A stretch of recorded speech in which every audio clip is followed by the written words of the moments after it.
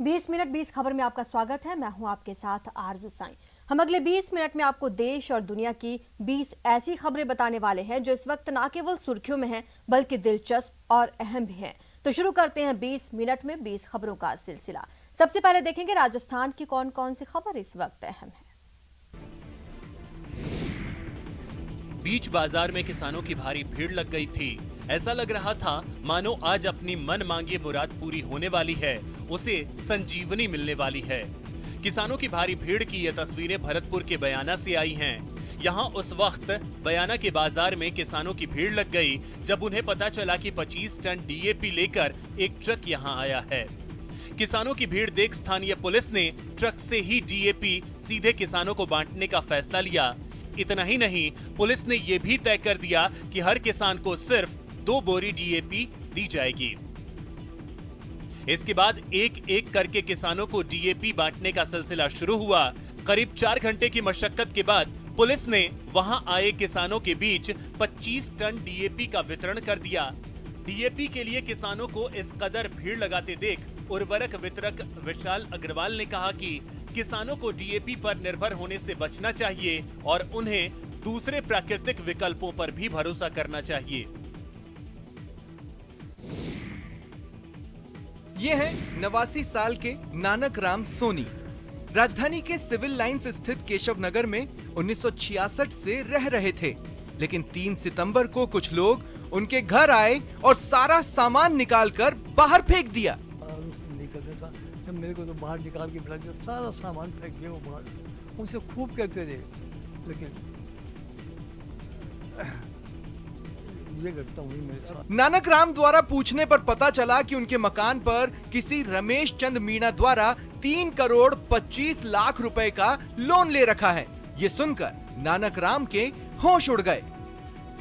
Bank वाले और ये सब मिले हुए हैं। इसमें एक राजेश सोनी है, वो इसके अंदर सबसे बड़ा। लोग कहते हैं कि बस यही मेन कड़ी है ये। अब आगे क्या होगा क्या नहीं होगा, बेचारे ये भी सब बड़ी हम यही करते रहे। बैंक से मकान खाली कराने आए लोगों से लाख मन्नतें की, बार बार बताया कि इस मकान के एकमात्र मालिक वो ही हैं, लेकिन बैंक वाले कैसे मानते, क्योंकि आरोप के मुताबिक इस धोखाधड़ी में बैंक के कर्मचारी भी शामिल हैं। ट्रेन की तस्वीर देखकर ट्रेन समझने की भूल मत कीजिएगा और ना ही इसकी खिड़कियों और दरवाजों पर खड़े स्टूडेंट्स को मुसाफिर समझने की भूल कीजिएगा। ये तो स्कूल का क्लासरूम है जिसे ट्रेन की शक्ल दे दी गई है। ट्रेन वाले स्कूल की ये तस्वीरें जैसलमेर के मोहनगढ़ के सरकारी स्कूल की है। मोहनगढ़ के सरकारी राजकीय उच्च विद्यालय के प्रधानाचार्य नरेश कुमार घिंटाला ने जब से इस स्कूल को नई शक्ल दी है, तब से यहाँ स्टूडेंट रेगुलर क्लास आने लगे हैं। स्टूडेंट्स भी इस ट्रेन वाले स्कूल से बेहद खुश हैं। का माहौल बहुत अच्छा है, यहाँ की पेंटिंग वगैरह बहुत अच्छी है तथा इस स्कूल में हमेशा प्रतियोगिता होती रहती है। जिस स्कूल में पढ़ता था उस स्कूल में इतनी सुविधा नहीं थी। यहाँ पे बहुत सुविधा है और गुरुजन भी बहुत है और यहाँ पे बहुत अच्छी पढ़ाई होती है। इस स्कूल के प्रधानाचार्य का कहना है कि बच्चों का मन पढ़ाई में लग सके, इसके लिए स्कूल के सभी शिक्षकों और यहाँ के भामाशाहों ने मिलकर अपनी तनख्वाह से स्कूल को ट्रेन की शक्ल दी। साथ ही इसमें बच्चों को पसंद आने वाली चित्रकारी भी कराई गई। आज विद्यालय के अंदर हमने ट्रेन का निर्माण करवाया है और पहली से 5 तक की जहाँ कक्षाएं चलती है वहाँ पर हमने चित्रकारी की है। अलग अलग फल फ्रूट्स के चित्र, ट्रेन के चित्र बनाए ताकि बच्चे उन चित्रों को देखकर ज़्यादा से ज़्यादा सीखे, बोरियत महसूस ना करें। आन बान और शान से ये रावण परिवार दशहरा से पहले और दशहरा के बाद भी यूं ही खड़ा रहता है और कोई इनका बाल भी बांका नहीं करता।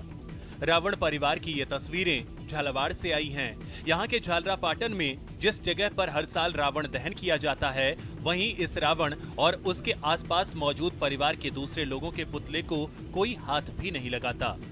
बताया जाता है कि रियासत काल में इन पुतलों का निर्माण मिट्टियों से होता था, लेकिन अब सरकार ने सीमेंट से इसका पक्का निर्माण करा दिया है। आप इन तस्वीरों में रावण के साथ साथ मेघनाद, कुंभकर्ण, विभीषण, मंदोदरी, द्वारपाल और सेवकों के पुतले देख सकते हैं। इस मैदान के दूसरे हिस्से में हर साल रावण के नए पुतले बनाकर उनका दहन कर दिया जाता है, लेकिन ये पुतले यूं ही कायम रहते हैं। खास बात यह है कि यहाँ बड़ी संख्या में लोग अपने बच्चों को बुरी नजर से बचाने के लिए मन्नत मांगने भी आते हैं। ये झालरापाटन शहर में एक अपना आप में मिसाल है कि स्टेट के ज़माने से ही पूरे रावण के जो परिवार है, चाहे उनके भाई हैं, उनकी पत्नी है, सभी के पुतले यहाँ पर स्थायी रूप से बनाए गए हैं और ये स्टेट के ज़माने से ही कायम है। और अब देख लेते हैं कुछ अन्य राज्यों की खबरें। मुंबई में रेल परिसरों में सुरक्षा कड़ी करने के लिए पश्चिम रेलवे खास तैयारी कर रहा है। इस तैयारी के दौरान रेलवे पुलिस और कर्मचारियों को ड्रोन उड़ाने की ट्रेनिंग दी जा रही है। ड्रोन के साथ साथ वेस्टर्न रेलवे सुरक्षा के क्षेत्र में आर्टिफिशियल इंटेलिजेंस आधारित इंफ्रारेड इंट्रोट्यूडर अलार्म सिस्टम पर भी काम कर रही है। इस तकनीक के जरिए पश्चिमी रेलवे प्लेटफॉर्म पर नजर रखने के साथ साथ भीड़ और रेलवे ट्रैक पर भी निगरानी की जा सकेगी। एक बर्ड्स आई व्यू के थ्रू सब सेक्शन पे निगरानी रखने का एक नया तरीका अख्तियार किया जा रहा है। इसके तहत अनमैन्ड एरियल व्हीकल यूएवी के थ्रू निगरानी रखी जाएगी यार्ड्स पे, ट्रैक्स पे, जिसके थ्रू किसी भी एक्सीडेंसी के केस में हमारा रिस्पॉन्स टाइम कम हो सकता है। इसका उपयोग हम लोग क्राउड मैनेजमेंट में, even in case of disaster management हम लोग इसका उपयोग करेंगे। अभी ऐसे 2 ड्रोन कैमरा हम लोग प्रोक्योर कर रहे हैं और इसको ऑपरेट करने के लिए हम अपने स्टाफ को भी ट्रेन कर रहे हैं। दिल्ली में बच्चों के लिए एक अनोखा वैक्सीनेशन सेंटर बनाया गया है। ये वैक्सीनेशन सेंटर एक प्राइवेट लैब ने बनाया है। देश में 2 साल से ऊपर के बच्चों के लिए कोरोना वैक्सीन जल्द ही आने की उम्मीद है और इसलिए कई जगहों पर इसकी अभी से तैयारी भी शुरू हो गई है। दिल्ली में तो एक लैब ने बच्चों के लिए ऐसा वैक्सीनेशन सेंटर बना दिया जिसमें जाते ही बच्चे खुश हो जाएंगे। यहाँ पर बच्चे जो हैं आधा घंटा इसी एरिया में रुकेंगे। यहाँ पर कार्टून वगैरह चलाया जाएगा, टीवी सेट लगाया है ताकि बच्चे इसको एंजॉय करें। इस वैक्सीनेशन सेंटर को सिर्फ और सिर्फ बच्चों के लिए बनाया गया है। दीवारों पर स्पाइडरमैन और मोटू पतलू जैसे कार्टून कैरेक्टर लगाए गए।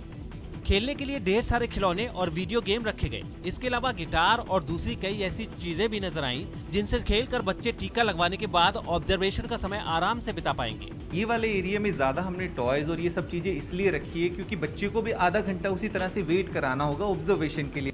इस वैक्सीनेशन सेंटर के बारे में पता चलते ही कुछ माता पिता अपने बच्चों को लेकर उसे देखने पहुंच गए। इतना कलरफुल वैक्सीनेशन सेंटर देखकर बच्चों के चेहरे पर तो रौनक ही आ गई। ऐसा लग रहा है यहाँ पे आके? अच्छा लग रहा है। अच्छा लग रहा है। वैक्सीन लगेगा आप कोरोना वायरस का, मालूम है? किसने बताया आपको? मम्मा ने।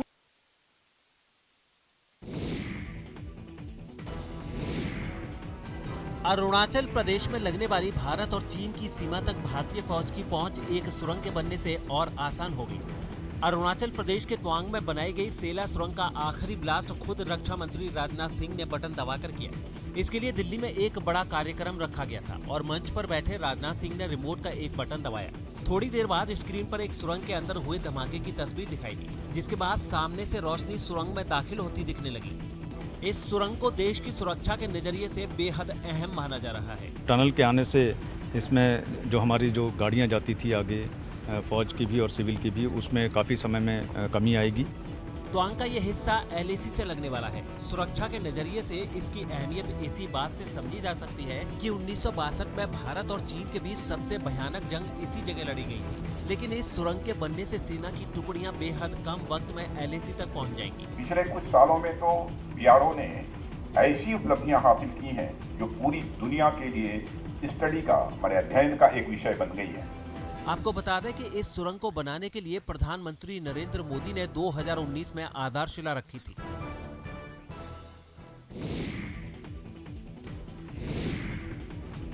अपराधियों के खिलाफ मध्य प्रदेश पुलिस का एक बार फिर ताबड़तोड़ एक्शन नजर आया। इस बार ये कार्रवाई उमरिया जिले में की गई, जहां एक पुलिस वाले पर हमला करने के आरोपी एक बदमाश के मकान को ढहा दिया गया।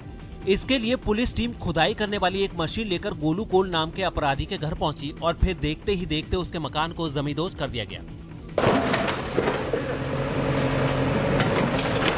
इस कार्रवाई को करने से पहले मकान को खाली कराया गया और फिर पूरी कार्रवाई की रिकॉर्डिंग भी की गई।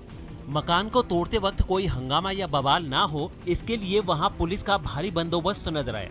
पुलिस ने बताया है कि बदमाश गोलू कोल रेप के एक मामले में आरोपी है और जब पिछले महीने उसे पकड़ने पुलिस टीम गई तो आरोपी ने एएसआई वेद प्रकाश सिंह पर चाकू से हमला कर दिया था। नौरोजाबाद क्षेत्र में अपराधी के खिलाफ कार्रवाई की गई है। पुलिस की जमीन पर कोई मकान बनाकर अतिक्रमण किया गया था। इसी तरह दूसरी बड़ी कार्रवाई पुलिस टीम ने राजस्व विभाग के साथ मिलकर की, जिसके तहत गुनगुटी पुलिस चौकी की जमीन पर मौजूद अतिक्रमण को ढहा दिया गया। उत्तर प्रदेश के आजमगढ़ से हैरान करने वाली तस्वीरें सामने आई हैं। वहां के पुलिस कप्तान अपनी गाड़ी रोके जाने से बुरी तरह भड़क गए और गाड़ी रोकने वालों की ऐसी तैसी कर दी। दरअसल वहां कुछ दिन पहले एक लड़की की संदिग्ध हालत में मौत हो गई थी। उसके परिवार वालों ने रेप के बाद हत्या का आरोप लगाया, लेकिन कार्रवाई नहीं होने पर वो इंसाफ के लिए एसपी दफ्तर पहुंच गए और एसपी सुधीर कुमार सिंह की गाड़ी के आगे धरने पर बैठ गए। बताया गया है कि एक लड़का गाड़ी के आगे लेट गया, लेकिन इससे पुलिस कप्तान का पारा गर्म हो गया। वो गाड़ी से उतरे और इंसाफ मांगने पहुंचे लोगों को धमकाने लगे और लड़के को भी सुधार देने का अल्टीमेटम दे दिया। उसके माफी मांगने के बाद भी एसपी नहीं रुके और उन्होंने लड़के को पकड़ लिया और कान पकड़कर वो उसे काफी दूर तक खींचते हुए ले गए। हालांकि बाद में उन्होंने मामले में सफाई दी और लड़के के साथ मारपीट करने के आरोप को खारिज कर दिया। मेरी गाड़ी के आगे एक कम उम्र का लड़का गाड़ी के आगे लेट गया तथा कुछ और लोग पत्थर मारने के लिए सामने आ गए। उसी पर मेरे द्वारा गाड़ी से उतरकर उस लड़के को वहां से गाड़ी के आगे से हटाकर अंदर ऑफिस में ले जाकर भेजा गया और उसे कुछ देर बाद समझा बुझाकर छोड़ दिया गया। इससे पहले उन्हें लड़की के परिवार वालों की शिकायत पर एक्शन लिया और मामला दर्ज कर जांच शुरू करने के आदेश भी दिए।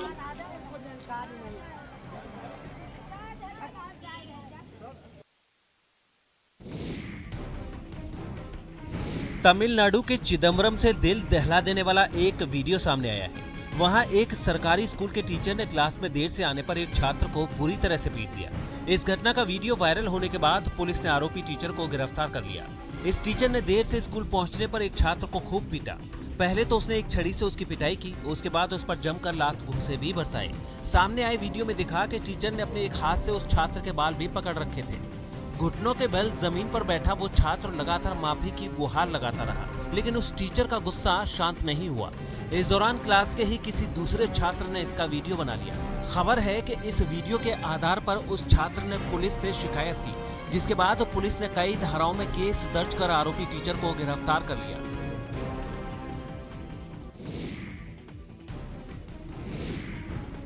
कन्नड़ अभिनेता किच्चा सुदीप की फिल्म कोटी गब्बा 3 की रिलीज आखिरी वक्त में टल गई, जिससे नाराज प्रशंसकों ने कर्नाटक के विजयपुर में एक थिएटर पर जबरदस्त हंगामा किया। अपने पसंदीदा एक्टर की नई फिल्म का पहला शो देखने के लिए बेताब प्रशंसक सुबह ही पहुंच गए, लेकिन बंद थिएटर को देखकर उनका गुस्सा सातवें आसमान पर पहुंच गया। फिर तो ताली बजाने वाले हाथों में पत्थर नजर आने लगे और निशाने पर वो थिएटर जिसे किच्चा सुदीप के प्रशंसक मंदिर मानकर पहुंचे थे। पथराव से भी गुस्सा ठंडा नहीं पड़ा तो हंगामे पर उतारू कई दर्शक थिएटर के शटर तोड़ने की कोशिश करते दिखे। इससे पहले ड्रीमलैंड थिएटर के बाहर जमा उन्मादी प्रशंसक लोहे का गेट तोड़ते नजर आए। सड़क से पथराव करते उपद्रवियों पर जब वहां की सुरक्षा में तैनात लोगों की नजर पड़ी तो जो उनके हत्थे चढ़े उनकी जमकर खबर ली गई। बताया गया है कि एक्शन फिल्मों के हीरो सुदीप की नई फिल्म कोटी गब्बा 3 की टिकट प्रशंसकों ने 150 से 500 रुपए तक में खरीदी थी। उनकी इस फिल्म का अनेक चाहने वालों को लंबे समय से इंतजार था।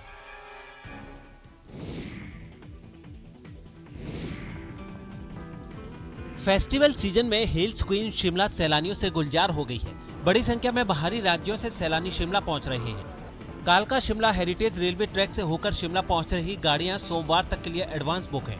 शहर के होटलों में ऑक्यूपेंसी बढ़कर 100% तक पहुंच चुकी है। कालका और शिमला के बीच इन दिनों जितनी भी ट्रेनें चल रही हैं, किसी में भी सोमवार तक सीट खाली नहीं है। पहली बार मैं शिमला में आया हूँ ट्रेन पे, जिसको टॉय ट्रेन कहते हैं। बड़ा अच्छा एक्सपीरियंस है। निकल पाए, टिकट भी हो गया, तो घूमने आया, बहुत ही अच्छा लग रहा है। वेदर भी काफ़ी अच्छा है और सब लोग यहाँ कोविड का जो प्रोटोकॉल है मेंटेन कर रहा है, यही अच्छा लग रहा है। सभी का मुंह में मास्क है, अवेयरनेस है पब्लिक में, यही अच्छा लग रहा है। ऐसा नहीं है कि सिर्फ ट्रेनों से लोग शिमला पहुंच रहे हैं, सड़क मार्ग से भी बड़ी संख्या में सैलानी शिमला पहुंच रहे हैं और यहाँ के रिज और माल रोड पर सैलानियों की भारी चहल पहल देखी जा रही है।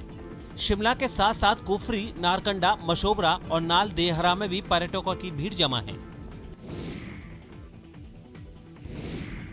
अद्भुत और अद्वितीय तस्वीरें हैं ये इन उन्मुक्त पक्षियों के।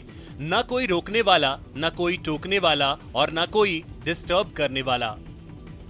अद्भुत और अद्वितीय ये तस्वीरें ओडिशा के बरगढ़ जिले से आई हैं। बताया जा रहा है कि पिछले 6 दशक से बरगढ़ जिले के भाटली ब्लॉक के अंटापली कारलाजुरी गांव में इन प्रवासी पक्षियों का यूं ही डेरा लगता है। अनौपचारिक तौर पर इस बर्ड सेंचुरी में इंडोनेशिया, मलेशिया और सऊदी अरेबिया से हजारों पक्षी यहां प्रवास करने आते हैं। अंटापली कारलाजुरी गांव के लोगों का कहना है कि पिछले 6 दशक से यहां इन पक्षियों को कोई डिस्टर्ब नहीं करता और इन पक्षियों को दाना पानी उपलब्ध कराता है। लिहाजा साल दर साल यहां आने वाले पक्षियों की संख्या बढ़ती ही जा रही है। यहाँ के लोगों का कहना है कि ये पक्षी उनके लिए मेहमान की तरह हैं और अगर कोई पक्षियों को नुकसान पहुंचाता है तो गांव वाले उनके खिलाफ सख्त एक्शन लेते हैं। भारतीय नौसेना का मालाबार युद्ध अभ्यास बंगाल की खाड़ी में जारी है। अमेरिकी नौसेना के साथ चल रहे इस युद्ध अभ्यास के दौरान नौसेना अध्यक्ष एडमिरल करमबीर सिंह ने अमेरिकी नौसैनिक प्रमुख एडमिरल माइकल गिल्डे के साथ निमित्ज क्लास के aircraft carrier USS Carl Vinson का भी जायजा लिया। यूएसएस कार्ल विंसन अमेरिकी नौसेना का परमाणु शक्ति से लैस एयरक्राफ्ट कैरियर है और इन दिनों यूएसएस कार्ल विंसन भारत समेत जापान और ऑस्ट्रेलियाई नौसेना के साथ बंगाल की खाड़ी में मालाबार युद्ध अभ्यास कर रहा है। यूएसएस कार्ल विंसन के बारे में कहा जाता है कि अमेरिका का ये वॉरशिप ऐसा सुरक्षा का घेरा बनाता है जिसे भेद पाना बेहद मुश्किल है। इसी वजह से यूएसएस कार्ल विंसन को टक्कर देने की ताकत दुनिया के किसी भी देश की नौसेना में नहीं है। आपको बता दें कि यूएसएस कार्ल विंसन ने कई अभियानों को अंजाम दिया है। उनमें से operation desert strike, operation Iraqi freedom शामिल है। ओसामा बिन लादेन के शव को साल 2011 में इसी एयरक्राफ्ट कैरियर के डेक से समुद्र में दफ्न किया गया था। भारतीय सेना अमेरिका के अलास्का में अमेरिकी सेना के साथ युद्ध अभ्यास कर रही है। दुनिया की सबसे शक्तिशाली सेना में शुमार भारतीय सेना की टुकड़ी भारत अमेरिका संयुक्त सैन्य अभ्यास पूर्व युद्ध अभ्यास 2021 के 17वें संस्करण में भाग लेने वहां गई है। इस युद्ध अभ्यास का आयोजन 29 अक्टूबर 2021 तक संयुक्त बेस एल्मेडॉर्फ रिचर्डसन अलास्का में चलेगा। इस युद्ध अभ्यास के लिए भारतीय सेना की टुकड़ी में इन्फेंट्री बटालियन ग्रुप के 350 जवान भाग ले रहे हैं।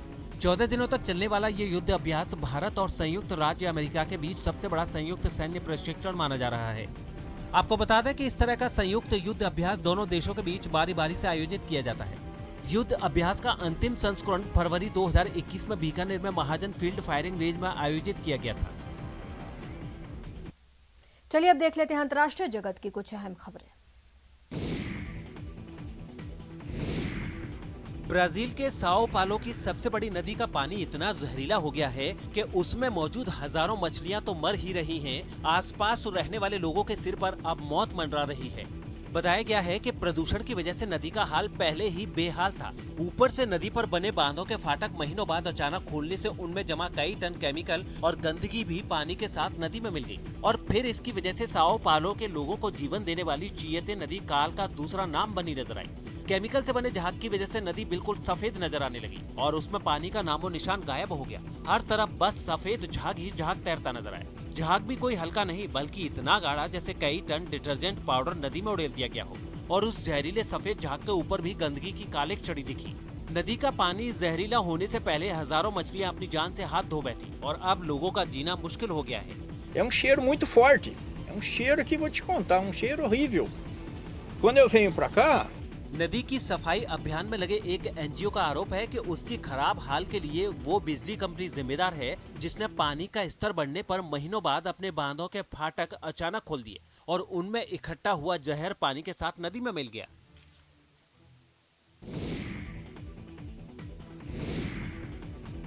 ऑस्ट्रेलिया की एक स्विमर ने 44वीं बार इंग्लिश चैनल पार करके अपना ही पिछला वर्ल्ड रिकॉर्ड तोड़ दिया। इंग्लिश चैनल ब्रिटेन और फ्रांस के बीच अटलांटिक महासागर का एक हिस्सा है। इससे पहले 43 यानी सबसे ज्यादा बार इंग्लिश चैनल पार करने का खिताब भी इस स्विमर के नाम ही था, लेकिन वो इस रिकॉर्ड को ब्रिटेन की एक स्विमर के साथ शेयर करती थी। इकलौती वर्ल्ड रिकॉर्ड होल्डर बनने के लिए 36 साल की क्लोई मैककार्डल 44वीं बार इंग्लैंड से इंग्लिश चैनल में उतर गईं। वो लगातार समंदर में तैरती रहीं, रुकी तो बस थोड़ा खाने पीने के लिए। लगभग 34 किलोमीटर तक समंदर की बेहद ठंडी लहरों के थपेड़े खाकर करीब 10 घंटे की थकान चूर कर देने वाली तैराकी के बाद वो इंग्लिश चैनल के उस पार फ्रांस के टापू पर पहुंच गई। मेहनत रंग लाई तो उनकी खुशी का ठिकाना नहीं रहा। हैरानी की बात यह है कि इतनी खतरनाक स्विमिंग से पहले तक क्लोई मैककार्डल को चेस्ट इन्फेक्शन था, लेकिन इसके बावजूद उन्होंने जोखिम उठाया और वर्ल्ड रिकॉर्ड बनाने के बाद बिल्कुल जोश से भरी नजर आईं। I'm buzzing right now. I feel like I could go again and swim the channel tomorrow. That's not a very good idea.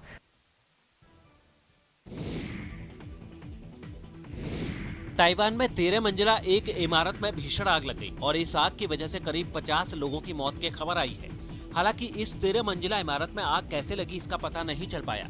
बताया जा रहा है कि ऊपरी मंजिल से भड़की ये आग जल्दी ही दूसरी मंजिलों तक पहुंच गई। इस आग ने जल्दी ही पूरी इमारत को अपनी चपेट में ले लिया। इस हादसे की रोंगटे खड़े कर देने वाली तस्वीरें भी सामने आई हैं, जिसमें इमारत से आग की लपटें उठती नजर आईं। इस आग की खबर मिलते ही दमकल की कई गाड़ियां वहां पहुंची, जिन्होंने आग बुझाने का काम शुरू कर दिया, लेकिन लपटें इतनी जबरदस्त थीं कि उस पर पानी की बौछार का कोई भी असर होता नहीं दिखाई दिया। हालात बिगड़ते देख दमकल की 100 से ज्यादा गाड़ियों को तैनात किया गया और करीब 400 दमकल कर्मियों की फौज को भी मोर्चे पर उतार दिया गया, लेकिन ये तमाम इंतजाम भी लपटों के आगे नाकाम साबित होते दिखे। इमारत ऊंची होने की वजह से हाइड्रोलिक लिफ्ट की मदद भी ली गई। इन लिफ्ट पर सवार दमकल कर्मी ऊंचाई से पानी की बौछार करते दिखे। इसी के साथ इमारत में फंसे लोगों को बाहर निकालने के लिए बचाव अभियान भी शुरू कर दिया गया। इस आगजनी में कई लोग बुरी तरह घायल हो गए, जिन्हें एम्बुलेंस के जरिए अस्पताल पहुंचाया गया। हालांकि कई घंटों की मेहनत के बाद आग को बुझा लिया गया, लेकिन तब तक लपटें सब कुछ बर्बाद कर चुकी थी। मेक्सिको में आए पैमेला नाम के ताकतवर तूफान ने जमकर तबाही मचाई। इस चक्रवाती तूफान का सबसे ज्यादा असर समुद्र किनारे बसे मेजतलान शहर में देखने को मिला। यहाँ इस ताकतवर तूफान ने पूरे शहर की सूरत ही बिगाड़ कर रख दी। जिस वक्त ये तूफान समुद्र तट से टकराया, वहाँ जोरदार हवाओं के साथ भारी बारिश हुई, जिसकी वजह से वहाँ बाढ़ जैसे हालात बन गए। शहर की ज्यादातर सड़कें किसी नहर की तरह नजर आईं। तूफान की वजह से कई जगहों पर बिजली के खंभे उखड़ गए और इस वजह से शहर के कई इलाके अंधेरे में डूब गए। मौसम विभाग ने ये अनुमान जताया था कि तूफान के टकराते वक्त हवाओं की रफ्तार करीब 120 किलोमीटर प्रति घंटा रह सकती है, जो सही साबित हुई। तूफान गुजरने के बाद की जो तस्वीरें सामने आई, उसमें शहर के अलग अलग इलाकों में भारी भरकम पेड़ सड़कों पर गिरे दिखाई दिए। इस तूफान के असर से अमेरिका के टेक्सास और ओक्लाहोमा में भी भारी बारिश होने की संभावना जताई गई है।